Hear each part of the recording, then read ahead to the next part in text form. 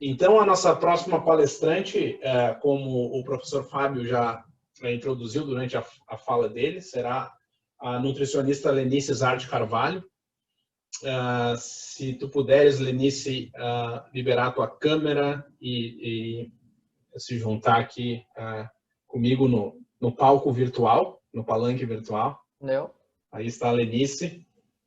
Primeiramente, eu queria, né, assim, agradecer a Lenice por ter aceitado participar conosco aqui, trazendo não apenas o conhecimento dela da parte técnica, especificamente sobre a importância dos carboidratos, mas a Lenice tem uma vasta experiência de vestiário, de prática, de lida diária com um atleta sob uma ótica da nutricionista. Então, muito obrigado mais uma vez, Lenice, e eu vou deixar tu tomar conta e falar para a gente dar continuidade. Muito obrigado e um beijo para ti. Obrigada, Orlando. Obrigada pelo convite. Né? Teu convite da Fernanda, é sempre é incrível poder participar dos eventos da Gatorade. Eu concordo quando o Fábio abriu a fala dele, né, de que a gente começa todo esse processo, né, assistindo, indo aos congressos, participando, né, desde a época que a gente recebia lá por correspondência o material da Gatorade. E realmente, né, quando a gente está aqui podendo discutir entre pessoas já, né, colegas e pessoas nas quais a gente já trabalhou, a coisa fica mais agradável ainda. Bom, depois dessas duas apresentações, né, a responsabilidade de talvez até trazer um pouco dentro da fala do Fábio, dentro da fala do André, e agora tem alguns anos que eu já estou afastada no dia a dia do futebol, hoje eu trabalhando só com algumas assessorias, e eu percebo o quão evoluiu a questão toda do monitoramento da atividade física dentro de campo, no treino do dia a dia, né? Cada um citou aqui, né, diferentes formas, seja ali pela parte que o Fábio colocou, de vídeos, enfim, de controles, e eu fiquei assim, né, questionando, né, que pena que a gente não consegue ter esse monitoramento na parte nutricional também.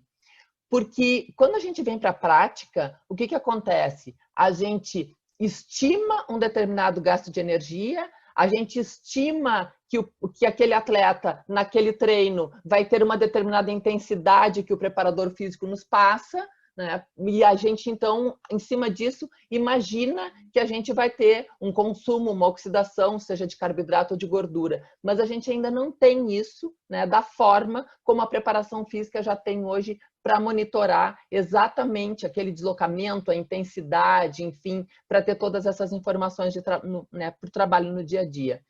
Mas eu também fiquei muito feliz com as falas dos meus, né, colegas, enfim, porque realmente a valorização da nutrição, ela se faz cada vez mais, né, evidente no nosso dia a dia. Eu tenho 30 anos atrás, eu comecei a trabalhar com futebol, né? Talvez muito aqui dos nossos ouvintes não eram nem nascidos. Então, eu comecei esse trabalho em 1991, ou seja, na época em que o cardápio do jogador de futebol era o arroz com caldo de feijão, não podia nem comer o grão porque ele ia passar mal, tinha que ter muitas sobremesas porque o açúcar era que dava energia para os atletas, enfim, numa época em que a alimentação dentro do esporte ainda tinha muito tabu, né? E ainda eu sou aqui do sul do Brasil, onde se come muita carne, onde se tem muitas churrascarias, e naquela época ganhar uma partida de futebol era comemorado diretamente dentro de uma churrascaria com muito churrasco e com muita cerveja, né? Nós estamos falando lá do final da década de 80, do início da década de 90. Então, assim, que maravilha ver hoje essa preocupação na fala do Fábio, né, de todas as estratégias possíveis para recuperar um atleta, né, incluindo a alimentação dentro disso, né? Na literatura a gente já vê a questão da famosa tríade, né, de preparação física, nutrição e sono, né, para a evolução do trabalho de um atleta, para a melhora seja do seu rendimento cardiovascular, muscular, enfim. E então, assim, ó, né, tá aqui agora como nutricionista, depois dessas duas situações apresentadas, realmente eu fico muito feliz do reconhecimento que a minha área está tendo. Só quero ainda, antes de começar a apresentar o que eu preparei aqui, chamar a atenção né, para que as pessoas que estão nos ouvindo possam se dar conta das diferentes situações. O André apresenta um caso de um atleta que está sendo monitorado e assessorado individualmente durante todo o dia, né? Ali ele tem o controle sobre o que ele já fez, sobre o que ele vai complementar e até mesmo a questão do cansaço, do sono e da alimentação de uma forma muito individualizada. Então, dependendo do treino, ele sabe exatamente qual vai ser a carga daquela proteína, daquele carboidrato, conforme aquele exame de sangue, se é algum alimento que ele vai ter que evitar, se é algum alimento que ele vai ter que estimular o consumo. Completamente diferente da realidade que eu trabalhei até alguns anos atrás, né? Nesse intervalo todo, né? Eu comecei há 30 anos atrás, parei algum tempo, mas eu tenho 18 anos de experiência dentro de clube de futebol e atualmente assim em períodos mais curtos. O que nós víamos, né? E que eu acredito que ainda seja a realidade da maioria dos clubes, e principalmente se a gente extrapolar essa nossa fala para clubes menores, nós temos um grupo que muitas vezes não tem orientação nenhuma nutricional, mas mesmo naquela época, mesmo tendo a nutricionista, mesmo tendo o restaurante dentro do clube, muito se trabalhava em cima de um grupo de atletas, né? Aquele cardápio era preparado para atender o grupo. Claro que nós fazíamos a orientação individual, mas infelizmente a gente dependia muito da consciência de cada atleta, né? Quando acho que foi o André que falou, né, em trabalhar com um ser melhor, eu esbarrei muitas vezes com atletas que eles queriam poder pedir fast food por teleentrega, né, tomar refrigerante em qualquer hora, achando que ali eles ainda tinham que ser bajulados por serem estrelas. E nós estamos aqui agora fazendo uma abordagem mais técnica, mais científica, né? E eu realmente espero que isso cada vez mais também já tenha evoluído dentro dos clubes para não dificultar aquilo que a gente tenta fazer de uma forma mais técnica. Mas, enfim, né, eu precisava trazer um pouco o que eu observei dessas apresentações anteriores, porque isso, claro, me remeteu à época em que eu estava dentro de um clube, né, tentando convencer os jogadores, muitas vezes, da importância que era a orientação do que a gente fazia. E, obviamente, como a gente não ficava o dia inteiro ao lado deles, a gente tinha algumas limitações de trabalho. Mas vamos lá. Coube a mim falar sobre carboidratos e o desempenho físico em esportes coletivos. Gente, parece muito redundante, né? Pensar que falar em carboidrato é uma coisa muito óbvia, né? Eu comento isso até com os meus pacientes de consultório, que todo mundo tem aquele chavão, né? Aquela ideia básica na cabeça. Come carboidrato antes do treino, come proteína depois do treino, que está tudo resolvido. E que bom se a ciência da nutrição se resumisse a isso. Mas, mesmo assim, eu acho que a gente tem bastante coisa importante para abordar. Há muito tempo, né, nós estamos falando da década de 80, nesses estudos, já se mostrava que, ao final de períodos prolongados de atividade física, de exercício, né, os estoques de glicose baixavam e logo se percebeu, então, que a manutenção do uso do carboidrato no decorrer das atividades poderia prolongar o tempo de fadiga. Então, a gente já tem isso de uma forma muito clara há bastante tempo para a gente trabalhar. Bom, então a primeira conclusão óbvia era de que os carboidratos eram o principal combustível para as atividades, para as contrações musculares. Bom, quando a gente entra na questão do futebol, a gente tem duas situações muito distintas que a gente está sempre controlando. Uma, que é a preparação física, é o dia a dia de treino, em que em muitas situações os atletas, inclusive, treinam 2 vezes por dia, e já ocorreu de eles terem uma atividade de campo de manhã, voltar para o turno da tarde, ter uma preparação física específica, musculação, alguma coisa assim, e depois voltar para o campo. Então, vocês veem que são 3 situações diferentes de treino no mesmo dia. Diferente de quando a gente está se preparando para uma competição, onde esses atletas ficam, ainda se usa muito aqui no Brasil, a concentração, eles têm atividades muito leves ou tem dias que eles nem treinam e eles ficam realmente num ambiente monitorado, onde ali a gente controla mais a oferta de alimentos, enfim, né, de todo esse contexto. Então, no dia a dia, várias situações para serem controladas e no pré-competição ou no dia de competição, então, uma situação completamente diferente que nos permite fazer esse estoque de glicogênio, né, todo esse controle, como o Fábio acabou de colocar ali. Bom, o que a gente tem na literatura também de uma forma muito clara, que quanto mais intensa as atividades no dia a dia, maior a necessidade de carboidrato para dar conta, né? Então, isso parece ser muito óbvio. Se eu tenho uma atividade muito leve no meu dia, eu não preciso consumir tanto carboidrato, porque eu não estou oxidando esse nutriente, e à medida que os treinos se tornam mais intensos, diferente das atividades aeróbicas, né, a intensidade do treino gera uma demanda maior de carboidrato e de recuperação, né, tanto da reposição de glicogênio como para o gasto durante a própria atividade esportiva. Seguindo, o que o carboidrato vai nos proporcionar, então, né? Ele vai nos ajudar a manter os níveis altos de oxidação de carboidrato, ou seja, se eu tenho a reserva, como eu mostrei lá no slide inicial, e eu consigo consumir o carboidrato no decorrer da atividade, esse carboidrato me ajuda a prolongar o tempo de exaustão. Então, ótimo! Se nós trouxermos isso para o futebol, a gente já começa a identificar algumas limitações, porque a gente tem a oportunidade das refeições né, pré-treino ou pré-jogo, principalmente no jogo, e depois a gente tem normalmente um intervalo, né, que é o próprio jogo de 45 minutos, praticamente sem consumo.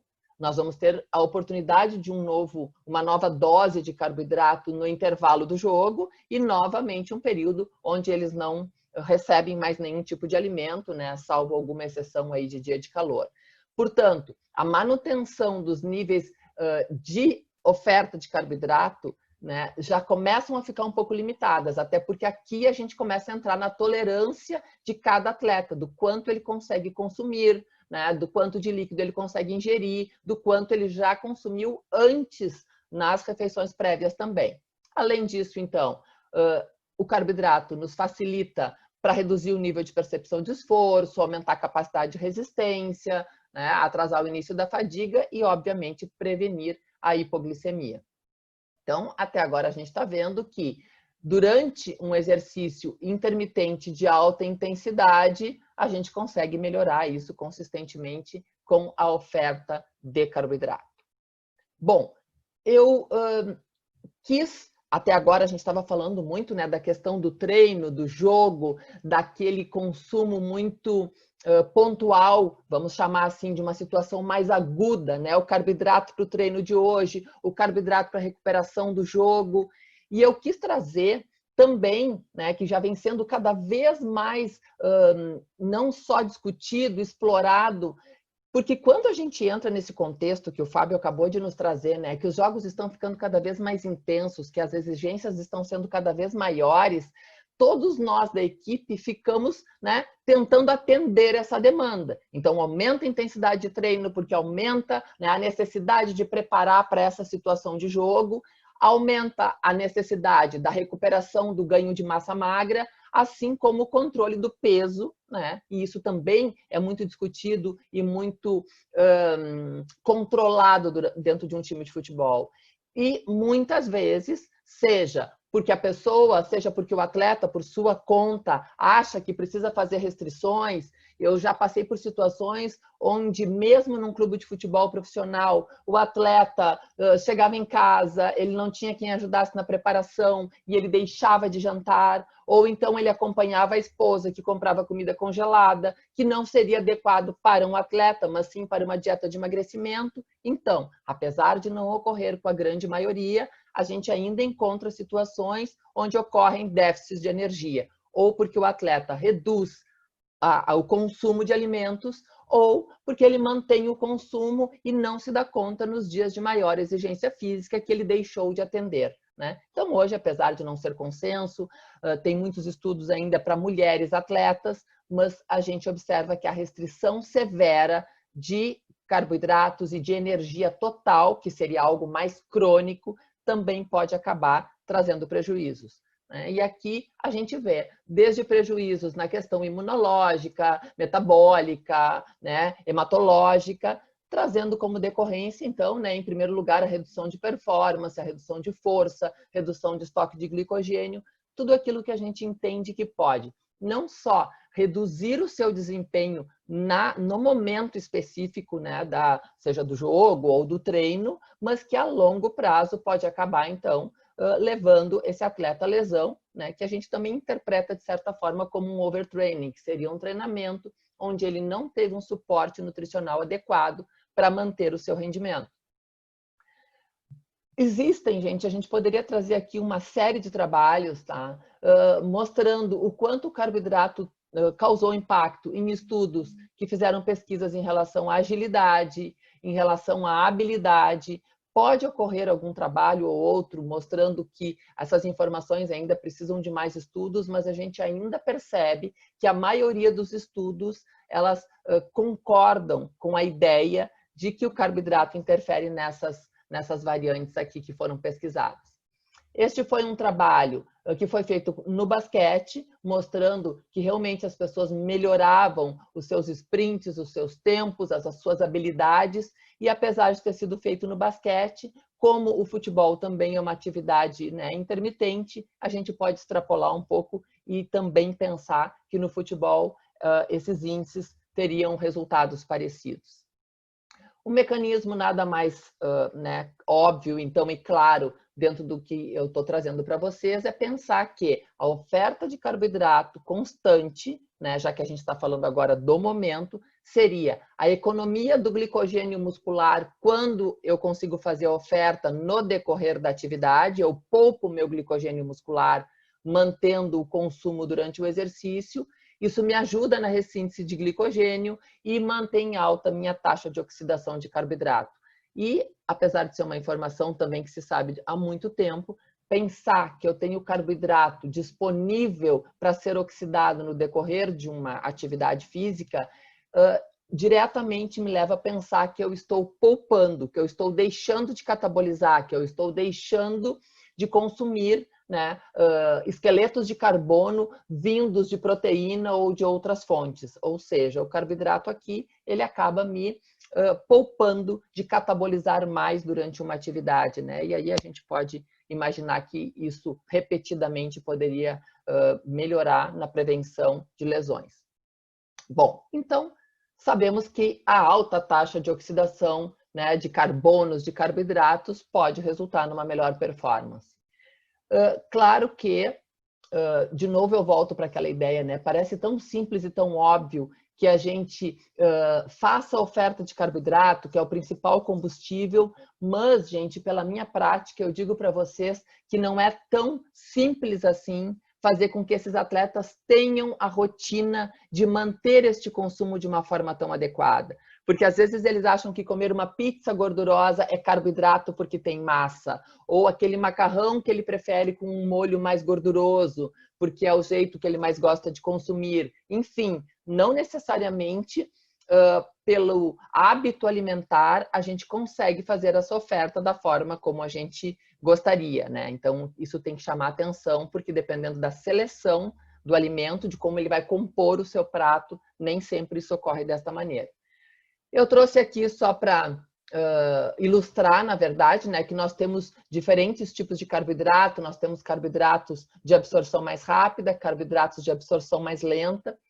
Temos sempre que observar que alguns carboidratos têm uma capacidade de digestão, né, diferente de outros, portanto, dosar bem o líquido, a refeição que esse atleta vai receber, ela pode causar desconforto gastrointestinal se a gente extrapolar essa capacidade de absorção. Então, tem alguns tipos de carboidrato que a gente vai trabalhar como um complemento, até porque nós temos diferentes formas de absorvê-los, né? Não só todos eles pelo mesmo receptor.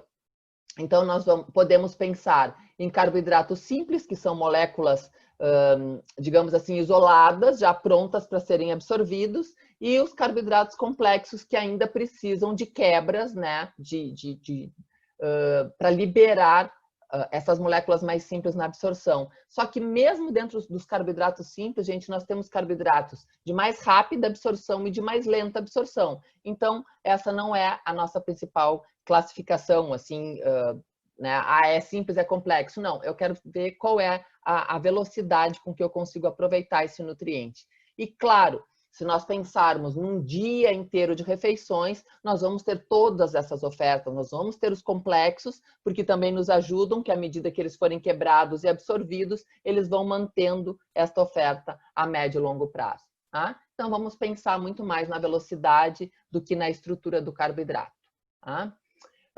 Como eu já citei anteriormente, nós temos diferentes formas de absorver esses carboidratos, né? Então, a glicose é sempre a forma mais eficaz e mais rápida de absorção, e a frutose, ela já é absorvida por outro receptor, ela precisa de conversão. Então, se a gente vai trabalhar, e eu acho que eu botei aqui no próximo slide para vocês, se a gente quer trabalhar com uma oferta, né, nos diferentes receptores, a gente vai ter que fazer a oferta, enfim, né, uma redundância o termo que eu usei, mas a gente vai ter que preparar bebidas ou a gente vai ter que preparar os lanches de forma a fazer, né, com que esse atleta receba os diferentes tipos, porque é uma forma de a gente melhorar, né, o quanto ele está conseguindo, o quanto ele vai oxidar nesta próxima refeição. Enfim.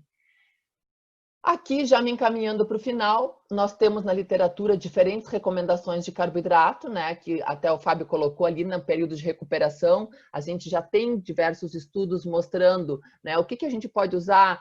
Ele mostrou só na recuperação, mas quais seriam as doses que a gente poderia trabalhar antes do evento, 3, 4 horas. Aí a gente pode trabalhar com aqueles carboidratos complexos, né, para que eles possam fazer a ressíntese muscular, o estoque do glicogênio muscular, e depois ainda manter esta oferta até a hora da atividade física propriamente, né? Seja o treino ou seja o jogo. E sempre que possível, a oferta durante de 30 a 60 gramas de carboidrato por hora, mas em atividades prolongadas, que aí até não fica tanto no futebol, talvez no caso de alguma prorrogação, mas atividades em que a gente tem mais de 2, 3 horas, né, de execução, em que a gente ainda aumente essas taxas, né? No futebol seria quase impossível manter um consumo de 90 gramas de carboidrato por hora, mas em outras modalidades esportivas a gente pode tentar trabalhar desta maneira. Tá? Então, as nossas recomendações ficam nos esportes, né, de times, como o basquete, como o futebol, e principalmente do futebol que nós estamos falando aqui, tentar fazer esta oferta entre 30 e 60 gramas por hora, tá? E nos esportes, então, de resistência, que não é o caso, a gente só teria que ter o cuidado para que essa performance seja garantida com doses ainda um pouco mais altas, tá? Mais elevadas. E o resumo, então, né, é que ele é o combustível principal, que a gente tem que fazer escolhas adequadas, tá? E que consuma sempre antes, durante e depois, quando a gente quer a melhor performance, tá? Eu dei uma corrida para não passar no meu tempo, né? Mesmo assim, acho que me passei alguns minutos, vocês me desculpem, e obrigada pela atenção de vocês até agora.